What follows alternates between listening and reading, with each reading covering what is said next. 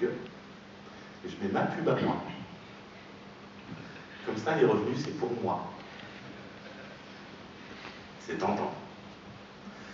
Ça s'est pratiqué autrefois, on peut croire que c'est une idée toute neuve. Non, non, c'est une idée à la mode, je l'ai entendue chez des vrais gens sérieux, qui ne disent pas encore à la presse, mais qui y réfléchissent. Et ça s'est pratiqué autrefois. On a oublié. À l'époque où on se connectait en bas débit en payant des heures de téléphone, je ne sais pas qui parmi vous se souvient de ce temps-là, il y avait des offres où on ne payait pas le téléphone si on acceptait de voir de la pub, et qui injectaient dans le trafic web de la publicité. Donc les outils pour injecter de la pub à la volée, et donc pour en enlever, hein, c'est les mêmes, ils existent déjà, ils ont déjà été mis en place, etc., etc. Donc il y a des gens qui songent à ressortir ces outils-là pour voler, quand on est dans la position du FAI, voler les revenus publicitaires des sites web que consultent les abonnés. Enfin, l'autre idée, c'est de facturer au volume. C'est de dire, vous êtes tous rien que des nets goinfres, vous regardez beaucoup trop de chatons qui se cassent la gueule, et donc on va vous facturer l'Internet au volume.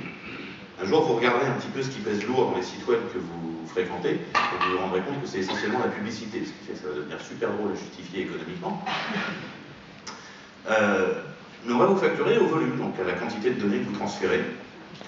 Bien évidemment, quand vous louez une vidéo sur le site web de la maison, c'est pas compté dans le forfait, c'est gratuit. Et donc, il va y avoir des kilooctets plus chers que d'autres. Je vous recommande par exemple le contrat d'abonnement data de Bouygues Télécom, qui explique que le kilo-octet de mail est beaucoup plus cher que le kilo-octet de vidéo, puisque les octets ne sont pas dans le même ordre, ça doit fatiguer le réseau beaucoup plus. Moi je pensais que la vidéo c'est super gros, ça doit être super cher. En fait non, non, la vidéo c'est pas cher. Parce que voyez-vous, chez Bouygues Télécom, la vidéo c'est Bouygues qui la produit. Alors que le mail non. Donc le mail est plus cher. Si vous voulez un bon moyen de comprendre, et tout ça sont des atteintes à la neutralité du réseau, qui sont en général à visée commerciale, et qui pour la plupart d'entre elles peuvent avoir lieu de manière légitime. C'est-à-dire que j'ai vu des outils de priorisation sur le réseau qui servaient juste à gérer les problèmes de congestion et de panne. J'ai vu des outils de filtrage qui servaient simplement à supprimer des attaques. Tout ça c'est des interventions légitimes. J'ai vu des altérations de contenu qui servaient à en fait enlever un virus. C'est ce qu'on fait quand on met un antivirus sur la boîte aux lettres d'un abonné. Et la facturation au volume, c'est ce que font tous les opérateurs entre eux, juste parce qu'il faut bien une unité de mesure. Mais quand les opérateurs le font entre eux, le mail est au même prix que la vidéo. Donc tout ça peut être fait de manière saine. Mais en règle générale, vous pouvez partir du principe que si une atteinte à la neutralité du réseau fait l'objet d'une offre commerciale, vous êtes probablement les dindons de la farce. Bien, les atteintes politiques. C'est une de mes profs de français au collège qui m'expliquait que, a priori, Robocop, tout ça posait des vraies questions d'identité masculine sur le mec qui était à l'origine du concept et tous ceux qui allaient regarder. Ça, ce sont les deux grands fantasmes modernes de nos politiques, essentiellement des hommes, mais pas que. Muriel Marmande-Militello n'est pas complètement un homme. Pourtant, elle a bien tous ces fantasmes-là. Le fantasme de Robocop, c'est l'idée qu'on puisse faire un super flic génial qui se trompe jamais, qui vous observe en permanence et qui sait quand vous faites des bêtises pour vous punir. C'est l'idée folle et idiote du fait qu'il faut nécessairement sanctionner tous les délits. C'est une idée folle. Des délits, vous en commettez plusieurs milliers par jour, et c'est pas grave. Je vous assure, vous seriez surpris du nombre de délits. Traverser en dehors des clous, c'est un délit. Vous êtes sûr que la bande blanche n'était pas effacée là où vous avez traversé? Ah non, parce que si c'est une machine qui contrôle, je vous assure que ce sera considéré comme étant en dehors. Ce genre de bêtises, l'idée qu'on va vous surveiller 100% du temps de manière à s'assurer que vous ne commettiez aucun délit, c'est de la folie. Ça ne marchera pas. Ça ne mènera pas à un monde qui fonctionne mieux. Ça ne mènera même pas à un monde dans lequel il y a moins de délits. Ça mènera juste à un monde dans lequel il y a moins de liberté. Ça, c'est certain. Et puis, Judge Dredd, c'est, pour les gens qui n'ont pas les références cinématographiques, je vous recommande de ne pas les voir, c'est pas intéressant. Et pour les gens qui ont les références, on va se passer par là. C'est l'idée d'une justice systématique et automatique. C'est-à-dire que, puisqu'il y a un catalogue de tarifs connus et programmés, traverser en dehors des clous, 37,28 €, voilà, on t'a traversé en dehors des clous, t'as même pas fini de traverser, ton compte est débité. Tu courais pour éviter quelqu'un qui voulait te taper dessus, c'est pas le problème, c'est illégal, c'est illégal. Éventuellement, tu déposeras une réclamation au bureau, machin, pour qu'on te rembourse tes 37,28 €. C'est l'idée d'une justice automatique et d'une justice systématique. Puisque les ordinateurs peuvent faire des mesures sur lesquelles ils ne se trompent pas, alors ils peuvent rendre la justice. C'est une idée fausse et folle. Parce que rendre la justice, vous demanderez à des juristes ou des juges, c'est très précisément pas ça. Si le métier de juge, c'était trouver le nom du délit pour pouvoir le trouver dans la grille et appliquer le tarif qui est en face, on n'aurait pas besoin d'avoir autant de juges. C'est beaucoup plus compliqué que ça. Donc ça, ce sont... Et je ne parle pas là-dedans des politiques qui ont une volonté, pas nécessairement assumée, mais réelle, d'empêcher la liberté d'expression pour empêcher qu'on remette en cause leur petit pouvoir. Je ne parle pas de ceux-là, qui sont plutôt des malfaiteurs. Je parle des politiques de bonne foi, qui sont honnêtement persuadés que dans le monde, dans le meilleur des mondes, si on a envie de citer Huxley, ou dans 1984, si on a envie de citer Orwell, que dans ces deux cas, eh bien, la société est composée de gens heureux, puisqu'il n'y a plus de délit, et que tous les malheurs du monde viennent des délinquants. Ce qui vous rend triste, c'est pas qu'elle ait refusé vos avances, hein, c'est qu'on vous ait piqué un carambar, c'est sûr. Je veux dire, les enfants se suicident uniquement à cause des délinquants. Non. Ou alors on n'a pas les mêmes. Donc voilà, ça c'est vraiment les délires classiques des politiques. C'est le fantasme du contrôle absolu, c'est le fantasme du parce que c'est automatique, il n'y aura pas de faute, et que comme ça, tout le monde sera bien puni pareil, et donc le monde sera juste et le monde sera beau. C'est faux. C'est dangereux. Et bien évidemment, utiliser Internet pour faire ça, et essayer de faire ça dans le cœur du réseau, ça détruit le réseau. Et donc ça détruit ce que je vous décrivais avant sur l'évolution du fonctionnement de la société. Après, il y a les atteintes des marchands de chandelles. Alors les marchands de chandelles, c'est très méchant, parce que je dis beaucoup de mal de ces messieurs de la musique et du cinéma, mais c'est pas que, c'est en fait tous les gens dont le business est mort à cause du réseau.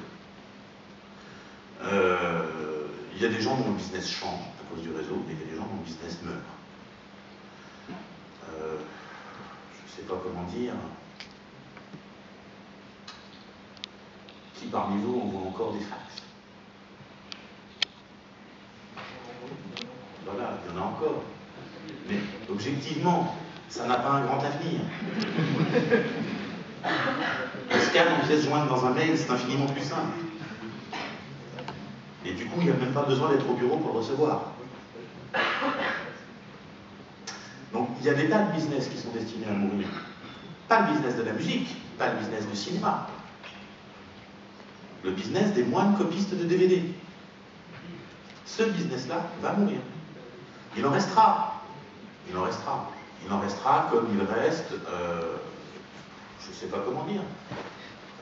On imprime encore des livres au Pontipo. Qui parmi vous a chez lui un livre qui était imprimé au Pontipo il y a moins de 50 ans? Voilà. Quelques personnes, il y a quelques éditions d'art qui font ça. Je connais 2 éditeurs en Grande-Bretagne, il doit y en avoir un en Allemagne aussi qui font ça, ils sortent 1 ou 2 bouquins par an. C'est de l'œuvre d'art, le machin, c'est magnifique. Mais c'est plus 99% du business. Donc eux, ils ont commencé les atteintes sur le plan juridique. Ça a donné les immondices dont parlait Fred Couchet avant que je récupère le micro. Donc des choses comme ACTA, des choses comme Adopi, J'en parlerai un petit peu plus loin dans le chapitre sur les menaces. Genre maintenant.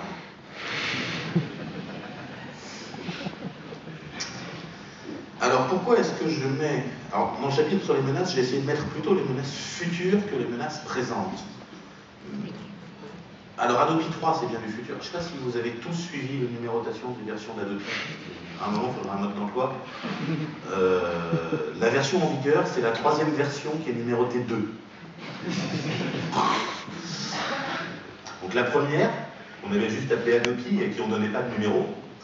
Je vous rappelle que l'Assemblée nationale l'a rejetée. Elle avait été votée, tout bien nickel à l'Assemblée. Ils avaient passé un temps fou. Ça avait été voté au Sénat, ils avaient passé 20 minutes. Il y avait 2-3 points sur lesquels ils n'étaient pas d'accord. Ils avaient réuni une commission mixte paritaire. Après, ils s'étaient mis d'accord du coup sur les 2-3 points. Et puis le texte était revenu devant l'Assemblée, qui devait le voter d'un bloc, puisqu'il avait été modifié. Il ne peut pas devenir une loi sans être voté par l'Assemblée. Et donc ça se vote d'un bloc avec oui ou non. Bon, là, étonnamment, il y avait 10 députés de plus que d'habitude, qui pouvaient être 10 députés d'opposition, ceux qui ont voté non, le texte a été rejeté. Voilà, donc la version 1, enterrée. Donc il y a eu une version 1 bis, qui était, on reprend le même texte, on déplace 3 virgules, puis on le redépose à l'Assemblée nationale. Ça a fait rigoler tout le monde. Ils ont refait les mêmes débats. Vous pouvez voir, ils disent les mêmes bêtises au même moment. C'est le même pare-feu du même open office. Donc ils nous refont le débat. Cette fois-ci, ils font gaffe quand même au nombre de députés d'opposition qui sont présents dans l'hémicycle, et donc le machin est voté. Une fois que c'est arrivé dans le Conseil constitutionnel, il a sorti son bistouri, et il a fait alors ça non, ça non plus, puis ça là, ça va pas. Donc il restait un beau cadre vide, avec rien d'opérationnel dedans. Donc du coup, ils ont fait un Adopi 2, qui lui a réussi à passer, qui est celui en vigueur. Donc c'est bien la 3e version, mais numéroté 2. Adopi, ça fait quoi? Ça surveille les gens qui font du téléchargement en peer-to-peer, pour parler en bon français, pour essayer de les identifier, pour ensuite leur envoyer des courriers de menaces, puis peut-être, au bout d'un moment, les envoyer devant un juge qui leur collera 3 000 € d'amende. Il y a plein de principes contestables là-dedans. La police est assurée de manière privée, les preuves sur lesquelles on s'appuie sont fournies par un des plaignants. On imagine bien, hein, dans un conflit, dans un litige commercial, tous les éléments à charge sont fournis par une des parties du litige et le juge est payé de faire confiance. Assez magique. Parce que c'est un conflit commercial, hein, c'est juste une question de savoir si on a payé les droits ou pas. Adopi 3, c'est rien pour le moment, c'est un fantasme de Monsieur le Président de la République qui a bien constaté que Adopi ça fonctionne que sur le peer-to-peer, que du coup les gens utilisent autre chose. Une fois qu'ils ont reçu le premier mail d'insulte, en général ils continuent. Une fois qu'ils ont reçu le premier recommandé d'insulte, ils se disent tiens ça devient dangereux, je vais éviter de me prendre une prune, je vais plutôt aller le chercher chez Giga News, Mega Upload et autres sites de téléchargement pratiques. Oui, si vous aviez pas les noms. Mais je ne suis pas inquiet. Hein. Je vous rappelle quand même que dans la complétion automatique de Google, quand vous tapez contourner et que vous êtes arrêté à contour, il dit contourner Adopi.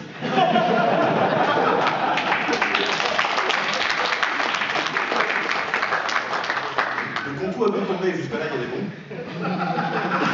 Mais c'est pas contourner les barrages, c'est pas contourner les radars, c'est pas... Non, c'est contourner Adopi. C'est-à-dire qu'on a dû lui demander souvent. Comment contourner Adopi, vous trouverez plein de solutions. Adopi 3, l'idée est juste de surveiller le streaming. Il a raison. Alors le streaming, je vous explique comment ça pourrait se surveiller. Parce que l'idée est une chose, après il faut comprendre ce qu'elle veut dire. Parce que surveiller les malfaiteurs, parce que comme ça a l'air gentil, mais comme on ne sait pas qui c'est, on va être obligé de surveiller les honnêtes aussi. Le streaming, c'est une communication par essence privée, a priori, qui va d'un ordinateur A, qui émet de la vidéo, à un ordinateur B,